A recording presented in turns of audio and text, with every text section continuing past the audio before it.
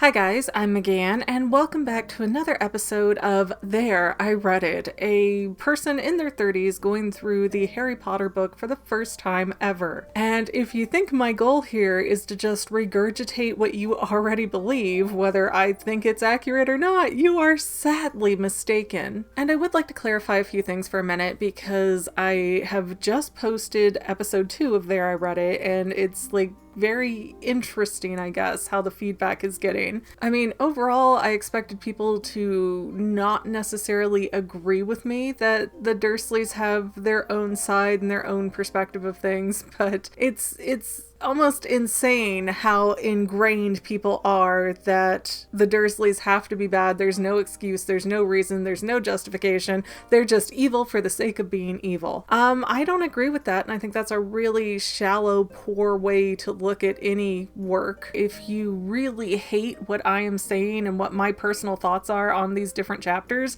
you have full autonomy over yourself. You don't have to be here. And if somebody is holding you down and forcing you to watch, well, call the police. I mean, some people really need to keep in mind I'm not just reading this chapter by chapter when I record, but I'm reading this as an adult. I'm not 8 years old just discovering Harry Potter and seeing everything through the lens of a little kid. I'm seeing it as an adult. And I'm an adult who has also been a foster parent and seen such vile things done to children that no, not getting seconds and thirds and fourths at dinner is not something I would consider child abuse. I mean, so many people seem to want the Dursleys to be evil just for the sake of being evil, and nobody is like that. Everybody has a background, everybody has a motive, and quite frankly, the Dursleys seem like they've been threatened, manipulated, put under a spell, whatever, to be forced to keep Harry. So of course that's gonna have negative repercussions on that kid's life. But hey, you know what? The book series is still young. Maybe by book 2, 3, 7, 8, how many are there now? Jeez. But you know what? Maybe in the next book they'll change my mind and I'll agree with all of you. Who knows? But on to this chapter. I believe it is called The Midnight Duel, yes. This is where the new kids at Gryffindor and Slytherin have their first flying lesson together.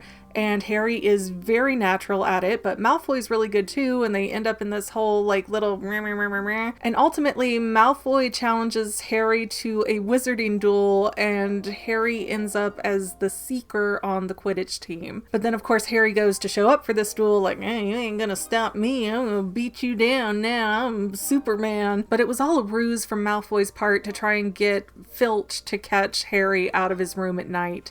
So, on to my notes. Harry says that he hates Draco Malfoy more than he hates Dudley, so that's interesting how quickly that shifted for him. And again, to trudge up this whole issue of Dudley being abusive to Harry, how many of you have siblings that can say you've never fought with them, never, scratched, punched, hit, kicked your siblings? Because I have 3 kids, and that's all they seem to do some days is just fight with each other no matter what. And it's not like, oh, there's a clear right and a clear wrong. It's always over the most petty whatever until you as the parent are like, you know what, just sort it out yourselves. I'm not going to come and fight every battle in between you guys. And that's very much how I see the situation between Dudley and Harry. They never describe Harry as having broken bones or bruises or having any severe abuse from Dudley. It's always like this petty sibling rivalry type of thing. But then enter Malfoy, who is a lot more calculating with how he behaves. So he's not Dudley, where Dudley would maybe punch Harry and then cry oh. But Draco is more like, I see exactly how I can manipulate this situation in my favor and make you look bad. Now Harry's learned that maybe there are worse things than the Dursleys. Then they have flying lessons that are about to start with Gryffindor and Slytherin paired together. I already said that. Dean Thomas comes up again, and they talk about how he really loves soccer, whereas everybody else is so into Quidditch. And it makes me wonder if Dean Thomas is from a Muggle family. I don't think they've clarified who's who yet. Not even sure if they've mentioned Hermione's background at this point. It's mentioned that Malfoy has an eagle owl, which is... I don't even know what that looks like. Let me find a picture. Oh, okay, yeah, I've seen owls like that before. They do look a little bit more intimidating than a snow owl, but alright, it's a pretty basic normal owl for a basic normal wizard boy. Neville's grandmother ends up sending him a remembrall, which turns red if you forget something, and of course it immediately turns red. Neville has no idea what he's forgotten. Then Madame Hooch teaches flying or brooms. I'm not really clear on what this class is called. And from her description, she matches a lot of the phys ed teachers I've had over the years. Oh, and then poor Neville. Neville has my whole heart at this point. I'm sorry if there's any Neville haters out there, but that's where I am. He gets like overly nervous and he tries to jump off with his broom too high. He loses control, falls like 20 feet out of the sky, and breaks his arm. I even drew a little crying face for my poor Nevsy. And while my poor Neville baby is off with Madam Hooch to get his arm fixed up, Malfoy finds his Remembrall on the ground and he just like snatches it and takes off up into the sky with it. And so Harry decides, well, I'm not gonna stand for this injustice, and goes to get it back, to which he realizes he's really good at flying. And the boys kind of bicker back and forth in that kind of middle school taunting each other way, and then Malfoy drops the Remembrall. Harry dives like 50 feet, I think they said, to get it, and out of nowhere, Professor McGonagall, did I say it right?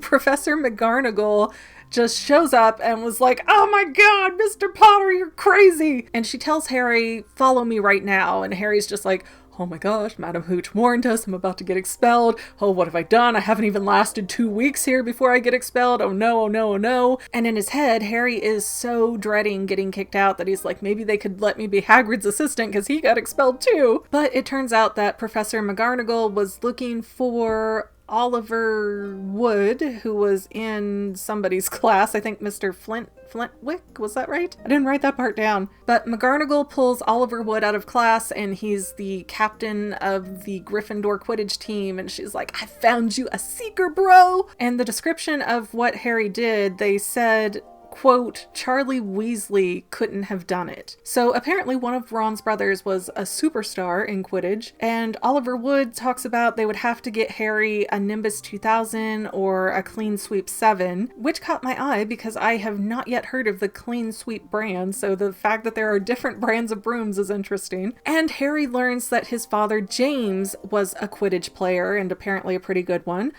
Fred and George Weasley are also on the Quidditch team. They're beaters. I'm not really clear what that is yet. I mean, I've seen the first movie a few times, but most of them it's been years and years. So all that Quidditch stuff is kind of wibbly wobbly in there. And then the whole duel challenge comes up, and, you know, I don't know why Harry's like, I've got so much to prove to these people, but for no reason, with no threat of danger, at most threat of a little bit of embarrassment, Harry accepts Malfoy's duel, which is supposed to be at midnight in the trophy room. And while Ron and Harry are sneaking out, Hermione catches them and she's like, what do you think you're doing? Oh, you're being so selfish, you know, you're gonna hurt Gryffindor and lose us points, and I can't believe you'd be like that. You know, things that are completely accurate. But everybody seems so put out by Hermione, and maybe it's because she's a know-it-all, or maybe it's because she don't quit. But I don't know, I kind of see Hermione like a little Peridot from Steven Universe, where she's just always got something to chime in. But even her mere presence around the boys, especially Ron, he's just like, oh. And I don't know, it kind of makes me wonder if Ron is one of those elitist snobs who does not like people who are not full-blooded wizards in his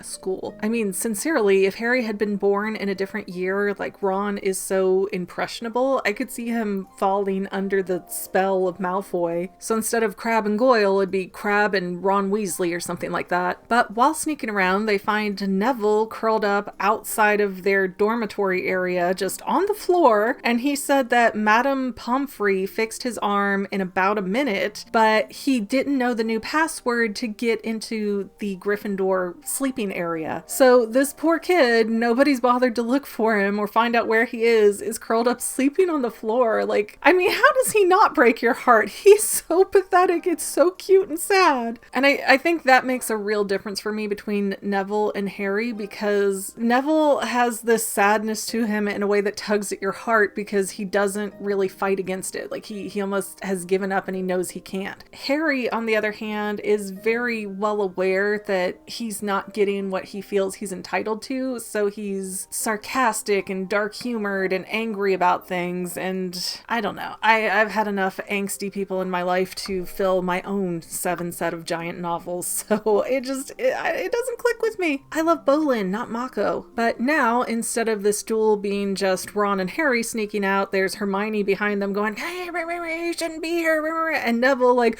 oh, thank goodness somebody came to rescue me. And Ron gets so irritated that he threatens Hermione and Neville with the curse of the bogies. I don't know what that would mean. Would that be like a runny nose? I don't know what to make of that. But there's such a lack of explanation for what that means that I can't imagine that wouldn't be a word that most people in England would recognize and understand. So if anybody wants to tell me what bogies mean, then yeah, feel free to do that. And like I said in my summary, they get to the trophy room, but it turns out that Malfoy had no intention of ever coming. He just tipped off Filch to be there and bust them. But instead of being busted, the kids open a lock and they get into this room that is, surprise, that third door corridor that they weren't supposed to go in. And there's this giant 3-headed dog there guarding something that's in a trap door. And of course, Harry assumes, probably rightfully so, that whatever is in that trap door is what was inside of that Gringotts vault. But overall, my impression for this chapter, it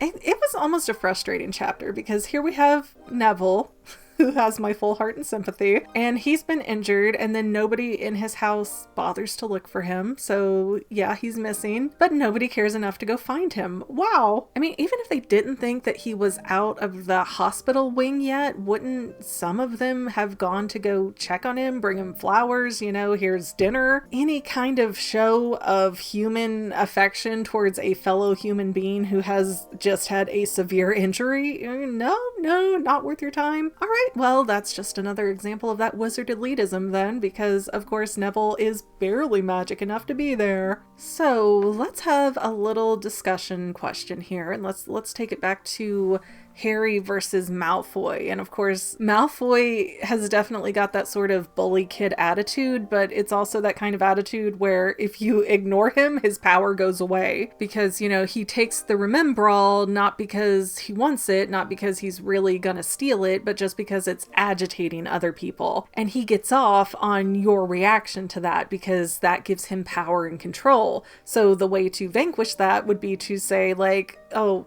who's Malfoy? Never heard of that guy. Just totally ignore him, ice him out, and he will eventually either change his attitude or fizzle out. Either way, don't make him your problem. But it is really curious to me that after Harry complains that he's been bullied by Dudley for 10 years straight, he hasn't developed the slightest bit of skill set to handle Malfoy as a bully. And of course, they do have different personalities and different ways of doing things, but still, it all boils back to the same sort of bullying mentality of, I'm here to upset you to feed my own soul. And surely Harry has had to ignore snide and snotty remarks from Dudley over the years, so it strikes me as so weird that Malfoy bothers him this much. But okay, actually back to the question that I swear I'm gonna ask. Why does Harry have such a need to prove himself to people like Malfoy? It's almost like he snapped and he's like, oh, I'm not gonna take anything from anyone again because everybody knows I'm this famous wizard now. That ego seems to have built up fast and hard, and Harry does not seem to have any special connection with Neville, so it's weird that he would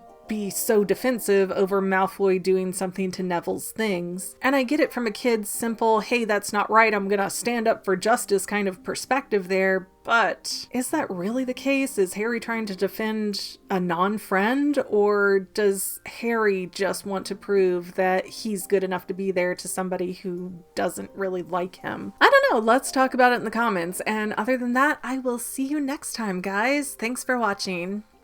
Well, Fanily members, we're almost done, but I want to invite you to hang out with me in some other places. I'm on Twitter and Instagram as my own personal self, and I have a Facebook page too, but I mostly just post photos over there. And sometimes people say, hey McGann, I want to mail you something. How do I do that? Easy. Just click the About tab on my channel page, and my most current P.O. Box info will be right there. I also run another channel, The Fanily. It's really a hodgepodge channel where we might post anything. Oh yeah, and I also sell shirts and stickers and stuff stuff with the Fanily and the Fangirl logos? If that is your cup of tea, I have a link in every description of every video. Finally, if you want to help out the Fangirl channel and make sure I'm putting out video essays for years to come, the best way you can help is by subscribing and watching more of my videos, whether they're new, old, whatever. Maybe even share one or two on social media, help spread the word. People who watch to the end of videos, like you, helps to tell the site, hey, this is a good video, we should recommend it to other people. So if you made it this far, leave me a comment of something like, hey, I made it to the end. Love ya.